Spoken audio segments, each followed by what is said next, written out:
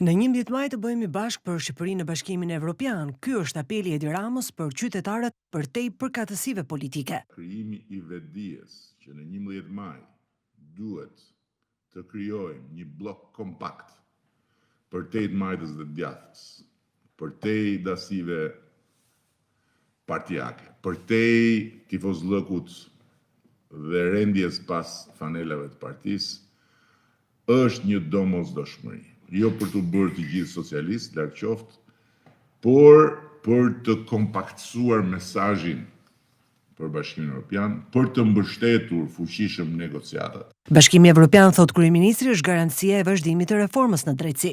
Ata janë ata të cilët e morën peng për një periudhë kohë dhe arritën deri të vinë me çadër këtu poshtë në bulevard dhe kërcënuan me bojkot të zgjedhjeve.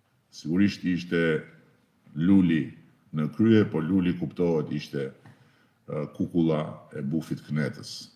Dhe bufi i Knetës sot e thot shumë qartë me votën e 11 majit, në 12 maj do shkri spatën.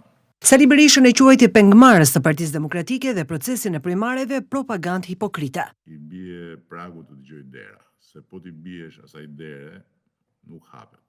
Flas për derën e shumë kujt që i verbuar, i shurduar, vazhdon dhe nuk sheh dhe nuk dëgjon që nuk ka një lider, ka një buf Knete dhe nuk është në një hapësirë demokratike politike, po është në një kënet politike. Dhe këtë e tregoi shumë qartë edhe praktika shumë hipokrite, shumë skufe, shumë e pabesë e atyre gjoja primareve. Referuar takimeve në Bashkinë e Tiranës pas arrestimit të Erion Veliajt, një prej komenteve se përveç qeverisë drejton edhe Bashkinë e Kryeqytetit, Edi Rama i dha këtë përgjigje.